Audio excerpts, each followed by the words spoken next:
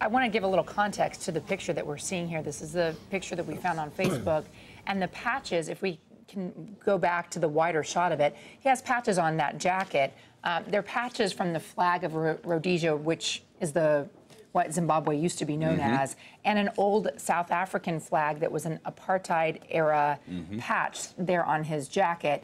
So just wanted to add a little bit of that context. CBS News Jeff Pegues is also there at the scene. Big news that they've identified their suspect for the shooting that killed 9 people. What are you learning, Jeff? Well, he's been identified as Dylann Storm Roof. He's 21 years old. Another important development in this case is obviously figuring out the license plate on that car and what type of vehicle the suspect may be driving. Again, you may remember earlier today, investigators released these images of the suspect that they were looking for, and they described the 4-door black vehicle that he may be driving in or may have used to get away from the scene here. Now investigators tell us that is a Hyundai Elantra, 2000 Hyundai Elantra with license plate LGF as in Frank 330. Again, the suspect identified by law enforcement sources as Dylann Storm Roof, 21 years old.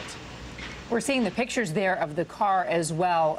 This release from the Charleston Police Department. At this point, have they updated the investigation at all about whether it's the car they're looking for or whether they still are putting the primary focus on finding the individual, not the car?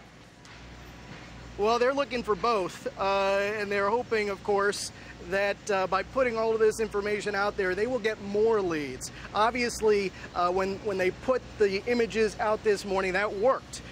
Someone recognized this individual, and that's likely how investigators got this name. And now they're, of course, talking to anyone who may have had contact with him, looking to see if there's any prior run-ins with the law, things like that. So investigators are still focused on finding that vehicle. Of course, the belief being that if they find that vehicle, they're going to find the suspect too.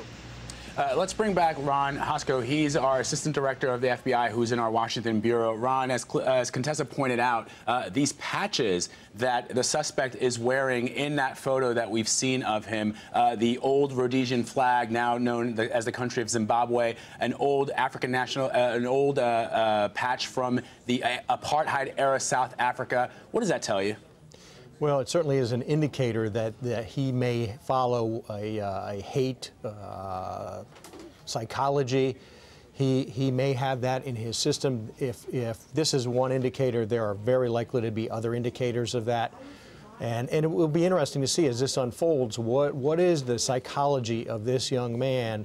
What brought him to this point? If in fact, I mean, we have to give him the presumption of innocence, but what brings somebody to this point in their life? What drives them this hard, this far to this such a heinous act? At this point, are police going to approach with caution any residents that they can associate with Dylann Storm Roof?